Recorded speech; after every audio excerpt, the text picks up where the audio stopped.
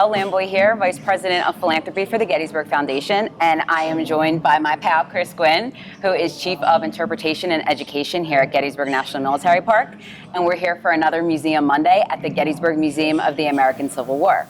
So it's hard to miss the monumentation when you're driving through Gettysburg National Military Park, and it's also hard to miss hearing about it in the news today. So can you fill us in a little bit on this display, which looks like it kind of highlights the monuments we have here? Yeah, sure. So Elle's right. Gettysburg is one of the best marked battlefields in the world. And when you travel to the park and when you explore the battlefield, you're going to see almost 1,300 different monuments, markers, and memorials that dot the landscape.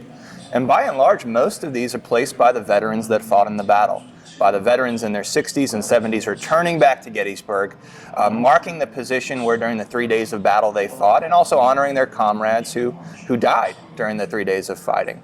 But there are a lot of monuments on the battlefield that were designed, that were even sculpted, but were never actually placed. And where we are right now is in the last gallery of the museum, and behind us we have a number of different artifacts related to this kind of period of monumentation that happens in the Gettysburg battlefield. And one of my favorite objects in this case is actually a model for a statue to Lieutenant General James Longstreet. Now, Longstreet's lead second in command during the Battle of Gettysburg. He's primarily responsible for not only the attacks on the southern end of the battlefield on July 2nd, at Little Round Top, Devil's Den, the wheat field, the peach orchard, but really he's also the driving force behind what we refer to as Pickett's Charge. So he plays an incredibly important role in the battle. But that being said, after the Battle of Gettysburg, James Longstreet is very critical of Robert E. Lee. He places a lot of the blame for the Confederate defeat at Gettysburg on Lee. And after the American Civil War, he does a couple of things. He becomes a member of Ulysses S. Grant's administration when Grant becomes president, and Longstreet becomes a Republican. Now, all those things combined, they make Longstreet a very difficult guy to like in the South, for white Southerners anyways.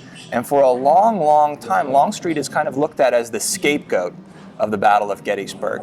There are not a whole lot of monuments to Longstreet anywhere in the United States, as a matter of fact. In the 1930s, though, there are plans put forth to erect on the Gettysburg battlefield a monument to James Longstreet.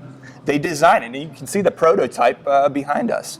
They go so far as to actually have a groundbreaking ceremony where they traveled out to the battlefield.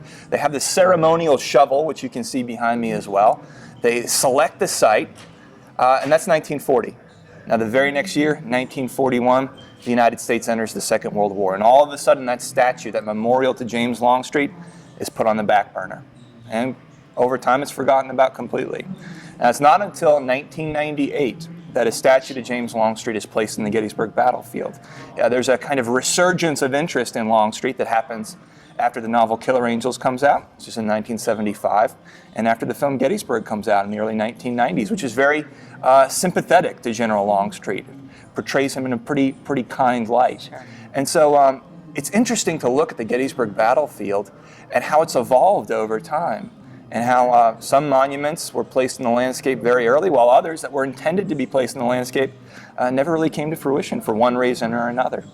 So that sculpture there doesn't look like the one in the battlefield. He's kind of like turned. Yeah. So what happened there? Well, they're completely different monuments sculpted by completely different individuals with different intentions. The Longstreet statue that's placed in 1998 has no pedestal at all. And some will say, well, that's because the artist wanted you to be able to look into James Longstreet's eyes. He wanted you to be able to see the battlefield and see Longstreet mounted on his horse the same way Longstreet really would have been during the battle. The 1940s version of the Longstreet statue is very traditional. It's an equestrian statue. Longstreet's up on a pedestal. There's this beautiful relief that goes around the base. So it reflects different eras in sculpture and monumentation and how artists chose to portray individuals. So it reflects the times in which they were designed. This is one of my favorite exhibits because it shows how the battlefield and the museum tie together. So you have to come visit and see what connections you can make.